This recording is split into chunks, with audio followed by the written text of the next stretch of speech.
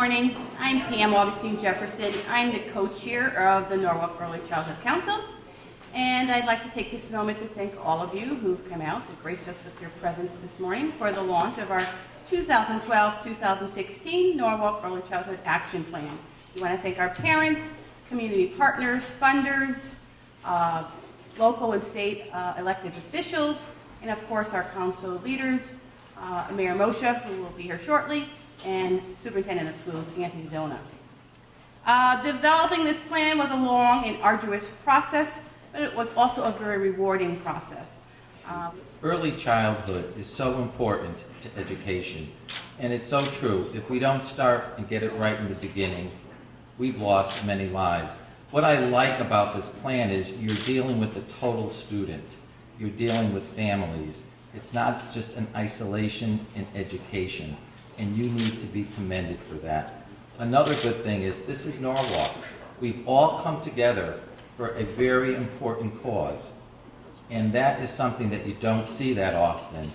And again, kudos to you and thank you, and you do have the total support of the Board of Ed. You know, there's been lots of talk about different early childhood programs that we have in the city, and there's some startling statistics out there that are not so great. When we think about some of the kids in our housing authority projects that do not have access to early childhood education, some of those numbers are very startling and not acceptable for us. So we need to make sure we redouble our efforts to ensure that all of our children have access to early childhood education. There's lots of components out there, lots of people working hard. This effort that you have ensures that we are trying to all work hand in hand together, and that we're trying to make sure we move forward with one voice. So the more that we can do that, the more we can ensure that those children who don't have access to early childhood education get that access, the more that we can then close the achievement gap, and the more we can make sure that our economy is poised to grow in the long term because of the fact that we have people who are ready and able to enter the workforce.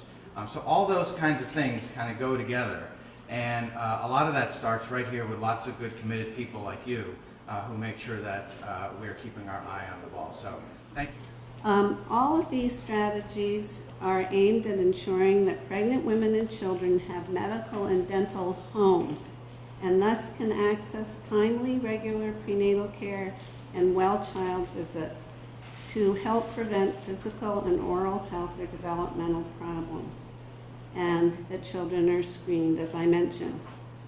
The pediatric health partners are working on reaching out to those families who may miss well child visits, dental appointments, or immunizations to bring them back into care to prevent health issues from going undetected or treated. In addition, Health and Family Service providers will be expanding efforts to engage parents in monitoring their own child's development through using the Ages and Stages questionnaire provided by Help Me Grow in conjunction with the Child Health and Development Institute.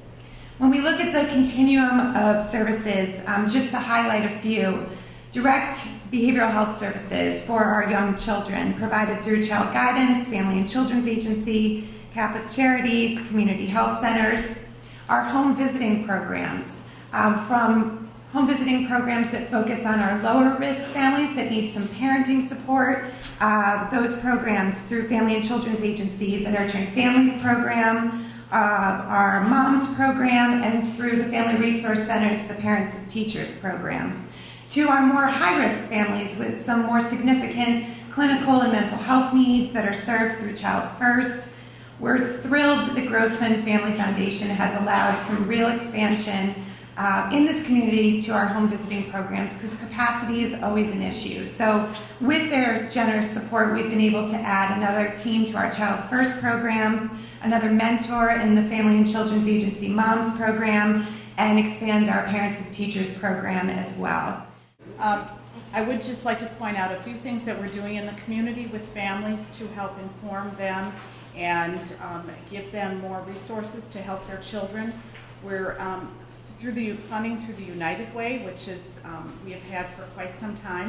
We're able to, as Sherelle talked about, the parent zone workshops that we do for families, and that's They're usually held at Stepping Stones, and we've been doing that for a number of years. This year, we're experimenting a little bit and put in a different kind of a curriculum and have really made it a series and have had a lot of parents coming multiple times, and we're calling parents to try and get them to come more than just once. So we really are creating kind of a nice continuous learning experience for the families who are coming to the programs.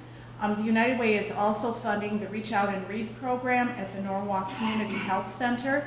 That is where when families come for well child visits, the doctor actually prescribes a book for their child to read.